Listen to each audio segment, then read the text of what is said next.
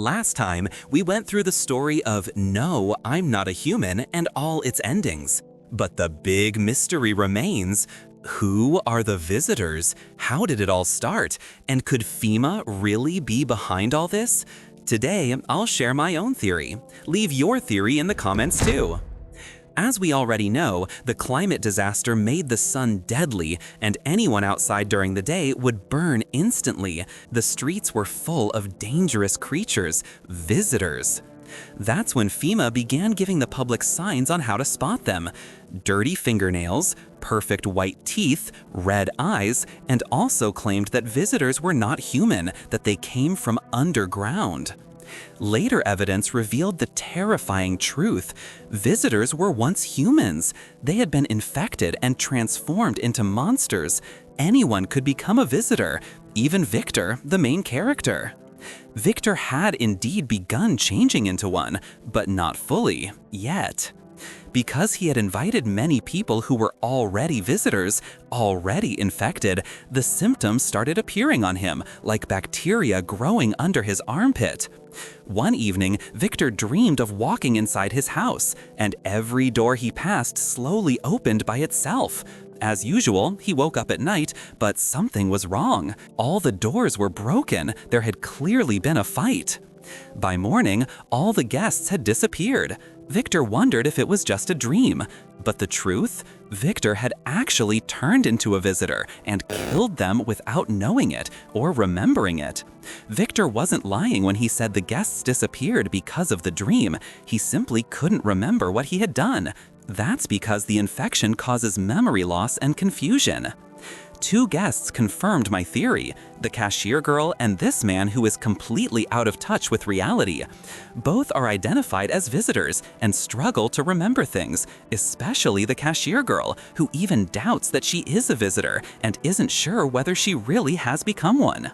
Their confusion shows how the infection can take control without anyone realizing it. So, how did humans even become visitors? The theory starts with this person, the researcher who shared many strange ideas. First, he said the visitors weren't real and that FEMA used the visitor signs to reduce the population by making people suspicious of each other, leading to killings each other's. Then he suggested something darker. Maybe FEMA itself is made up of visitors, which is why they wear full bodysuits to hide the signs of infection. But the most logical theory is that visitors are brain parasites that take over human brains. The fungus whispers in the brains of the infected, producing strange sounds, communicating with the host. This explains Victor's dream, the creepy voices we heard, that obviously from inside his mind.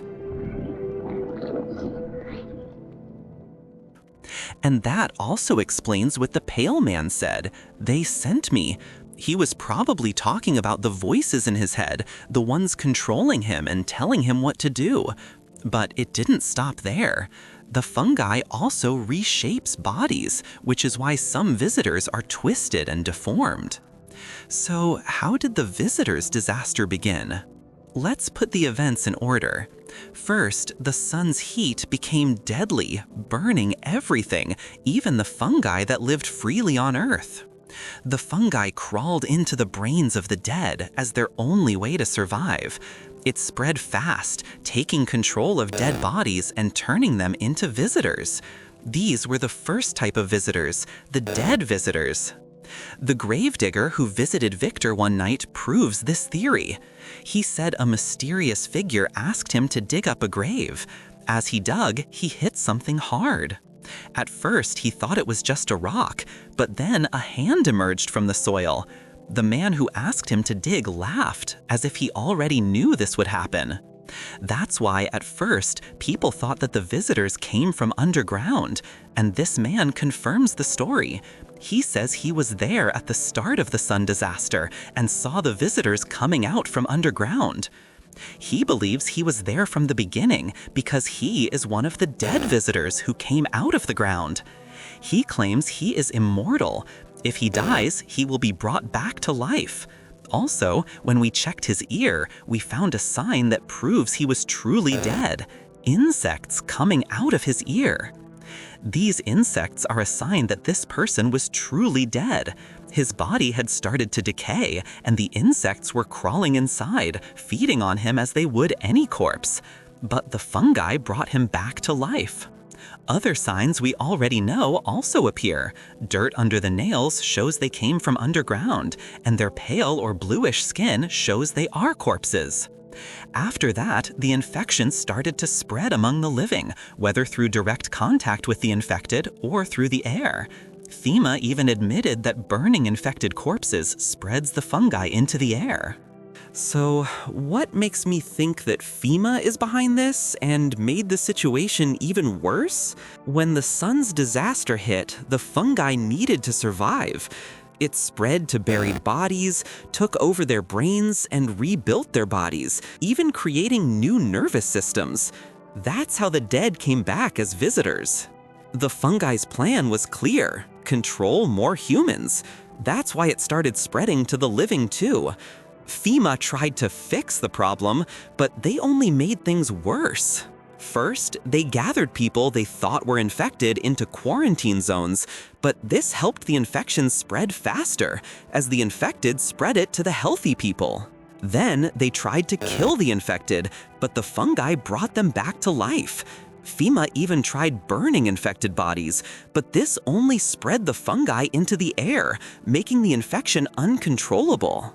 Remember the random phone call Victor made when he felt lonely? The one we talked about in the last video, also called the roulette call? That call reveals something important. The person on the other end wasn't in Victor's city. She said she lived somewhere very cold, surrounded by snow.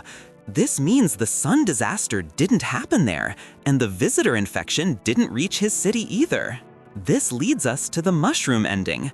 In our theory, the mushroom represents the fungi spreading fast. The old man told Victor to hurry before the mushroom spread outside the city, because then it would be impossible to control. It could become a global pandemic. But something doesn't add up in this theory. How did the sun only become deadly in one city and not the rest of the world? One explanation could be that FEMA started all of this. The virus spread because of them, maybe by accident. When they tried to fix it, they made things worse. They increased the city's temperature on purpose. First, to kill the virus with heat. Second, to keep people inside their homes. And third, to prevent the infected from mixing with healthy people. After putting all the pieces together, it's clear. Everything that happened was just a chain of mistakes made by none other than FEMA. They first created a disaster, the infection that started spreading everywhere. Then, trying to fix their mistake, they made another one, the heat crisis, to stop the fungi disease. That's my take on the visitors. What's your theory? Drop it in the comments below. Thanks for watching. Until next time.